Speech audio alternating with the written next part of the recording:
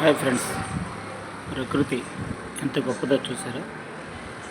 ఇది డిస్లాండ్ దగ్గర ఉన్న మా ఇంటి దగ్గర తనంతట తానే మనం విసిరేసినటువంటి ఒక ఉసిరిక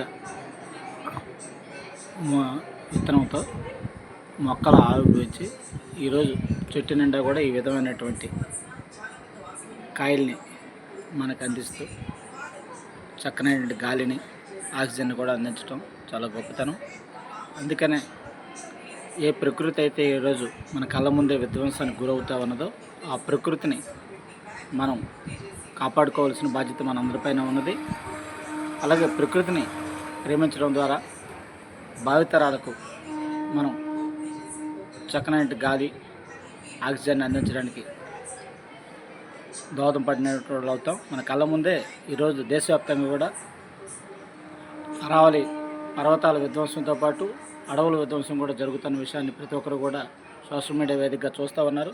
కావున ప్రతి ఒక్కరు అవకాశం ఉన్నంత మేరకు చెట్లను నాటండి. అరావళి పర్వతాలకి విధ్వంసానికి వ్యతిరేకంగా జరుగుతున్న ఆందోళనకు మద్దతు ఇవ్వండి. అడవుల విధ్వంసానికి కూడా మద్దతు ఇచ్చి ప్రకృతి ప్రేమికులుగా, ప్రకృతి సమూహకులుగా మారుదాం. పర్యావరణాన్ని, ప్రకృతిని కాపాడుకుందాం. భావితరాలకు మంచి భవిష్యత్తును అందజేద్దాం. జై హింద్. నా పేరు ఆర్ఎస్ నాయుడు. ప్రకృతి ప్రేమికుల సమూహ